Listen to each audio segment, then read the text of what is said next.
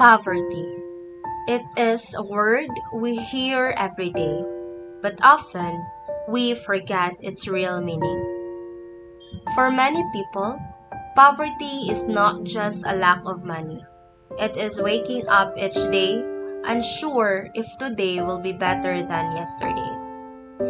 It is choosing which need to be prioritized, either food, medicine, or school. It is a struggle that slowly takes away opportunities, confidence, and dreams.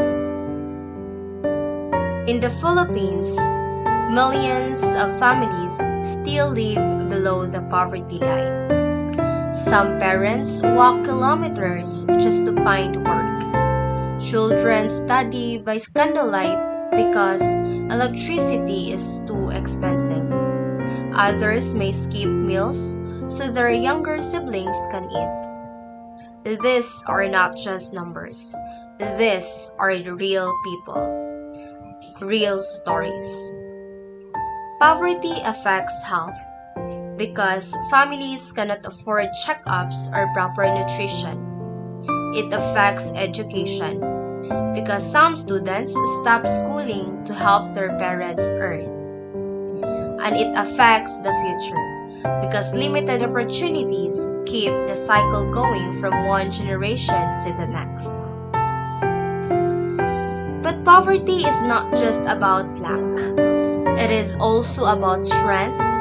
It is about people who continue to fight every day.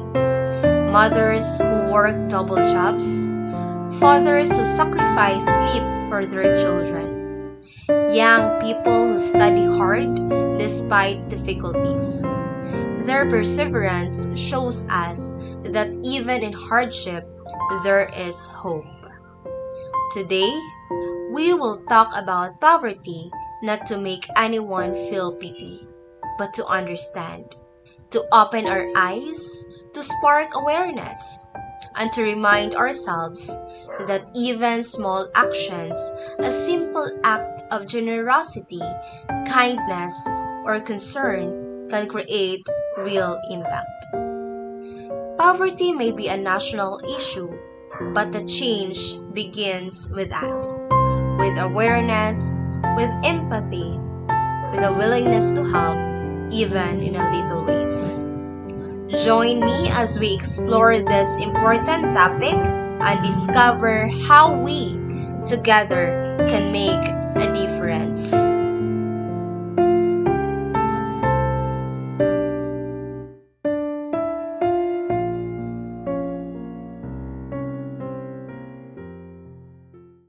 Good morning, and welcome to another episode of Real Voices, Real Stories. And today we're diving into a very important and complex issue that affects millions of people: poverty. We hear this word everywhere, but do we truly understand its causes, its impact, and what we as students and future leaders can do about it? To explore this topic, I'm joined by 5 amazing young women who will share their insights, ideas, and experiences. So without further ado, let me introduce our guests. Please help me welcome our first guest, Miss Eliza.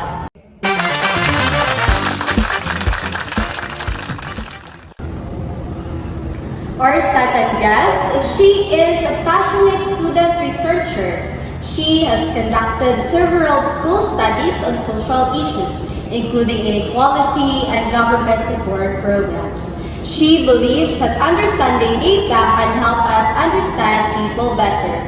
Please help me welcome our second guest, Miss Caitlin.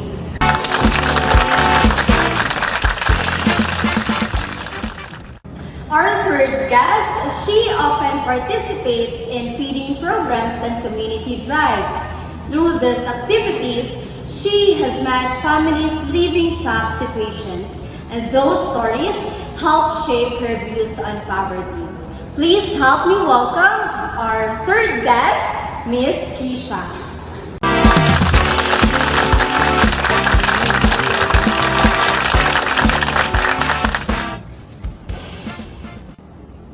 Our next guest, she has strong interest in economics and budgeting.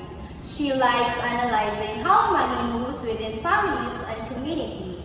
And she will share with us how financial choices and opportunities can affect a person's future.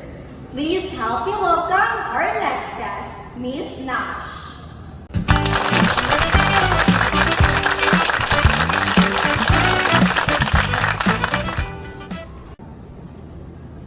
And our last guest, she loves writing real-life stories and documenting experiences from people in her neighborhood. Some of the stories she collected show how poverty affects dreams, mental health, and daily decisions. Please help me welcome our last guest, Miss Shane.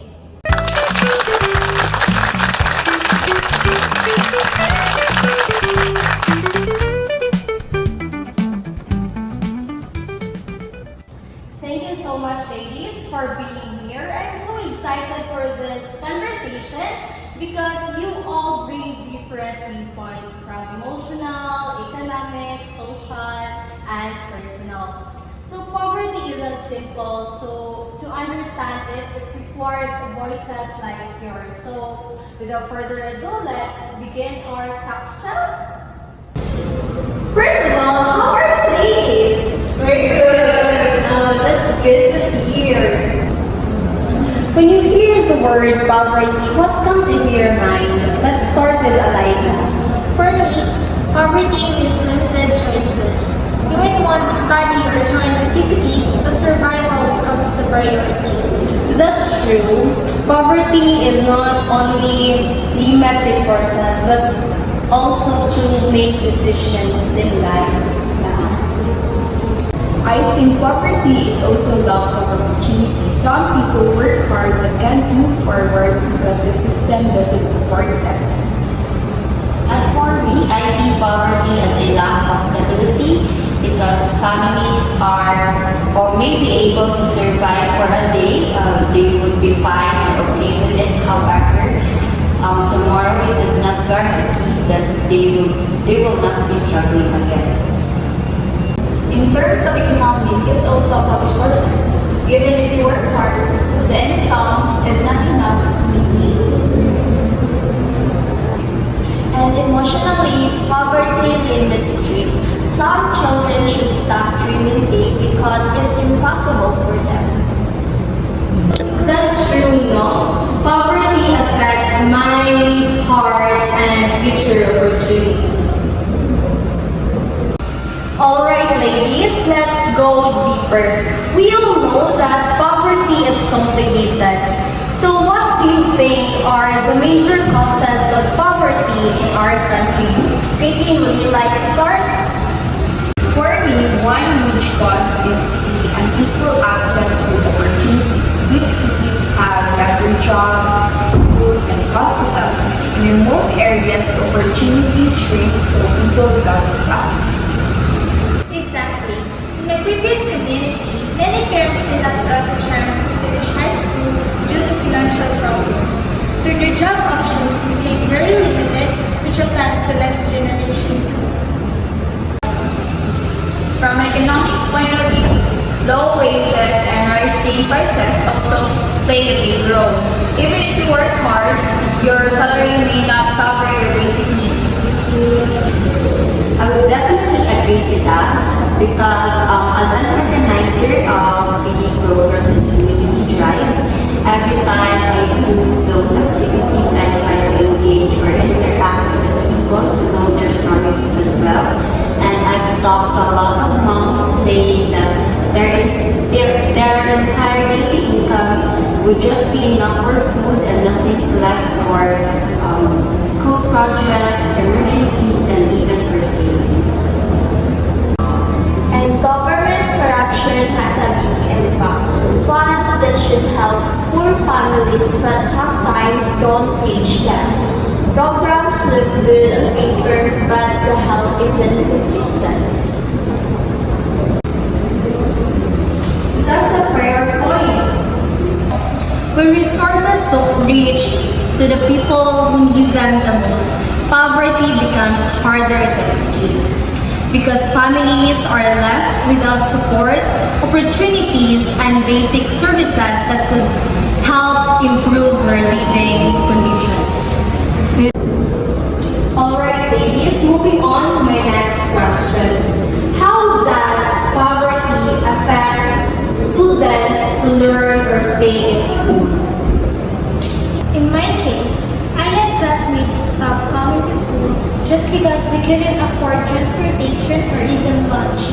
And some even shared one tiny notebook for all subjects.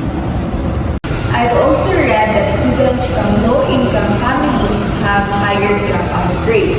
They often help earn money at home instead of studying.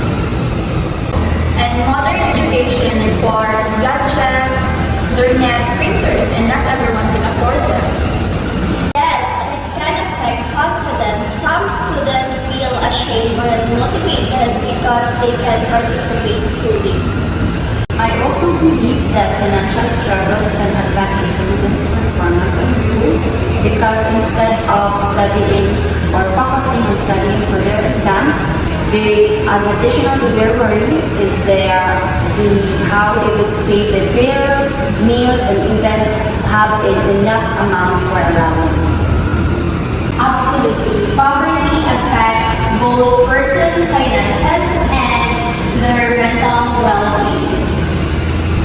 With that, ladies, can you explain to the audience how does poverty affects confidence, mindset, and social relationship? I would say that some people would already give up on their dreams and aim high just because they think that big goals are not for them because they grew up.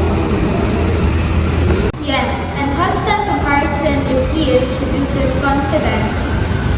Poverty can become a mental barrier. Even if opportunities exist, some feel they are not meant for them. Thank you all for sharing that information. So that's true, no, poverty is not just about financial, it's also about social, your psychological, and your mindset. By the way, related to that, I want to ask, what can government or communities can do to reduce poverty? Job creation. Decent job with livable wages can help families move out of poverty. The government could also strengthen the education systems like offering scholarships, giving school supplies, and having transportation support. As for me, in order to help reduce poverty, it is beneficial to provide an accessible healthcare because a single hospitalization can deeper family into poverty. And transparency, programs should reach the people who need them. Given everything you've shared today, it makes me wonder, as a student, what small things can we do to help? As a student, we should be aware. Understanding poverty helps us be compassionate. As for me as a student, it is important for us to join or help create community programs like donation drives and tutoring sessions because I do believe that a strong community don't just happen. They are built one act of generosity at a time. As a student, I will use my voice to advocate for fairness responsibly. Even small acts like not wasting food and school supplies can make a difference. Before we end our discussion, what are your personal realizations about poverty? Well, poverty is not a choice, but helping is. Behind every statistic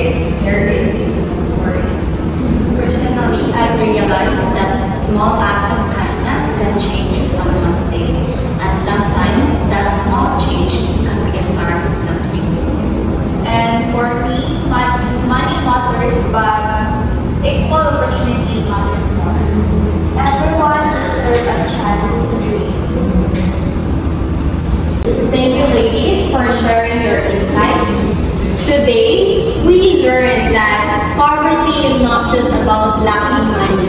It's about lacking opportunities, choice, and hope. But we also saw that change is possible through compassion, awareness, and meaningful action. Before we officially close today's episode, I want to leave everyone with a message that goes beyond our discussion.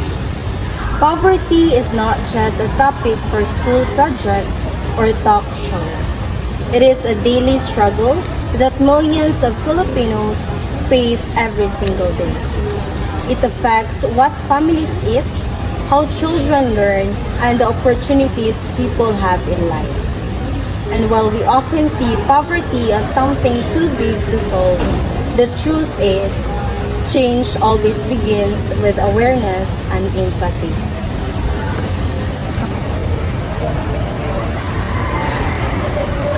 When we understand the stories behind poverty, when we listen to the challenges of those who live through it, we start seeing the issue not as numbers, but as real people.